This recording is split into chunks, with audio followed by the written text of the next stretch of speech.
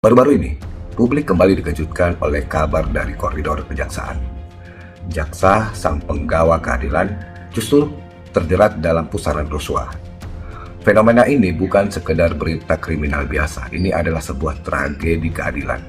Ketika benteng yang seharusnya melindungi masyarakat dari kejahatan justru menjadi tempat transaksi kejahatan itu sendiri.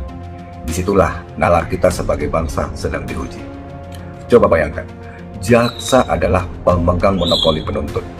Di tengah mereka, sebuah perkara ditentukan nasibnya.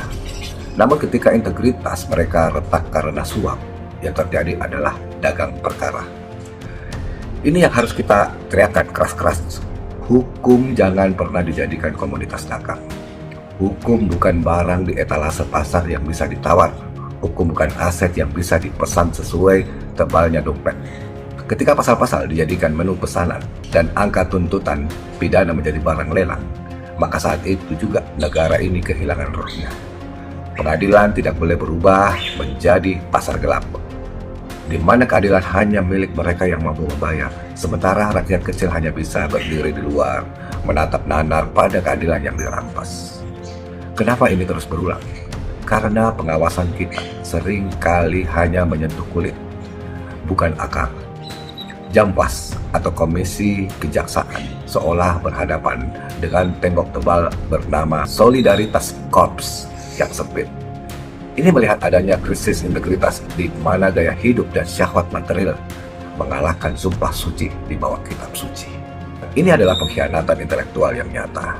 Jaksa yang korup bukan hanya mencuri uang negara, mereka sedang mencuri kepercayaan publik. Mereka lebih berbahaya dari kriminal biasa. Mengapa? Karena kriminal biasa melanggar hukum, tapi jaksa korup menghancurkan hukum dari dalam. Mereka membuat timbangan keadilan kita berkarat karena air keras keserakahan. Kejaksaan tidak boleh hanya tajam keluar dalam mengejar koruptor di instansi lain, tapi tumpul ke dalam saat menghadapi borok di rumah sendiri.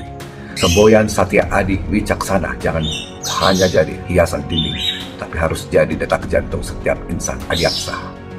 Ingatlah satu hal, sebuah bangsa bisa bertahan dalam kemiskinan, tapi ia akan runtuh karena ketidakadilan.